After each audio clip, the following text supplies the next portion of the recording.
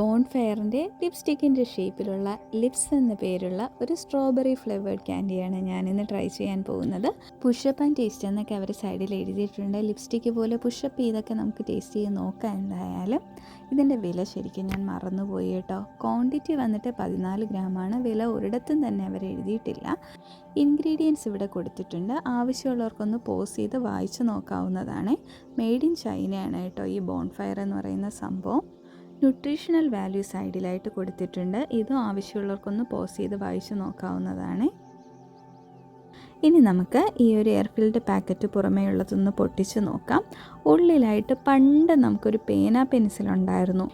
അതിൻ്റെ നിബ്ബ് മാറ്റി ഇടുന്ന, നിബ്ബെന്ന് പറഞ്ഞാൽ ആ പെൻസിൽ ലിഡ് വെച്ചിട്ടുള്ള സംഭവം മാറ്റി ഇടുന്നത്, അതുപോലത്തെ ഒരു റബ്ബറും ഉണ്ടായിരുന്നു. അതായത് പല കളറിലുള്ള റബ്ബർ നമുക്ക് ബാക്കിൽ മാറ്റി ഇടാം. അപ്പോൾ പുതിയതായിട്ട് തള്ളി വരും മുകളിൽ. അതിൻ്റെ ഒരു ഷേപ്പാണ് എനിക്ക് കണ്ടപ്പോൾ തോന്നിയത്. ശരിക്കും അതെനിക്ക് തോന്നുന്നു ഈ പേന പോക്കറ്റിൽ വെക്കാനുള്ള ഒരു പ്ലാസ്റ്റിക് സംഭവം ഇല്ലേ, അത് ഇതിനും ഉള്ളതും ഉണ്ടാവുക. തുറക്കുമ്പോൾ ലിപ്സ്റ്റിക്കിൻ്റെ ഷേപ്പിലുള്ള നല്ല സ്ട്രോബെറി ഷേക്കിൻ്റെ കളറിലുള്ള, അതായത് ഈ ഔട്ടർ പ്ലാസ്റ്റിക് കവറില്ലേ അതിൻ്റെ അതേ കളറിലുള്ള ഒരു ക്യാൻഡിയാണ് ഉള്ളിലുള്ളത്. ലിപ്സ്റ്റിക്കിൻ്റെ ഷേപ്പിൽ തന്നെയാണ് വെച്ചിരിക്കുന്നത്.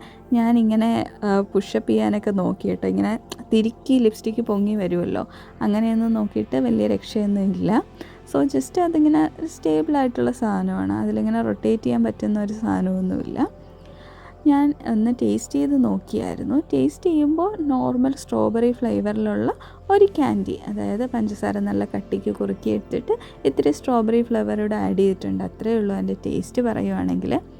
പിന്നെ നല്ല സ്ട്രോബെറിയുടെ മണം ഉണ്ടായിരുന്നു കേട്ടോ. പിന്നെ കുറേ സമയം ഞാൻ അന്വേഷിച്ചതിന് ശേഷം ഇതെങ്ങനെയാണ് ഫുള്ള് വെളിയിൽ വരുന്നതെന്ന് കണ്ടുപിടിച്ചു. അങ്ങനെ ഞാൻ കുറേ റിസർച്ചിന് ശേഷം തല തിരിച്ച് ഇതിനെ ഒന്നിങ്ങനെ കുടഞ്ഞു നോക്കി. അപ്പോൾ ഈ സാധനം ഇങ്ങനെ തള്ളി വന്നായിരുന്നു.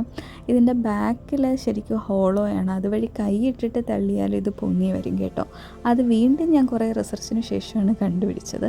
സോ ഞാൻ ഇതൊന്ന് കടിച്ച് തിന്ന് നോക്കി. അപ്പോൾ ഉള്ളിലായിട്ട് കണ്ടോ, നടുക്കൊരു കോർ പോർഷനിൽ കുറച്ച് ഡാർക്ക് കളറും ചുറ്റും ഒരു മിൽക്കി ഷെയ്ഡും ഉള്ള ഒരു സംഭവമാണ്.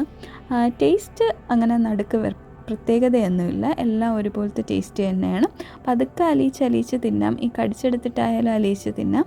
സോ സ്ട്രോബെറി ക്യാൻഡി ഇഷ്ടമുള്ളവർക്ക് ഒരു പ്രത്യേക രീതിയിൽ ട്രൈ ചെയ്യാൻ പറ്റുന്നൊരു സാധനമാണ്. അതിൻ്റെ ആ ഒരു പ്രസൻറ്റേഷൻ തന്നെയാണ് അതിൻ്റെ ഒരു വെറൈറ്റി എന്ന് പറയുന്നത്.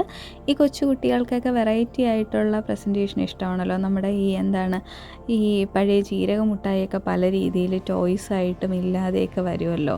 സൈക്കിള്, കന്നാസ്, ഇപ്പോൾ അത് വേറെ എന്തൊക്കെയോ വെറൈറ്റിയിൽ വരുന്നുണ്ട്. അതുപോലെ ഒരു പ്രത്യേക രീതിയിൽ അവരത് പ്രസൻറ്റ് ചെയ്തിട്ടുണ്ട്. സോ താല്പര്യമുള്ളവർ വാങ്ങി കഴിച്ചു നോക്കുക. Bye bye, take care. വീണ്ടും കാണാം.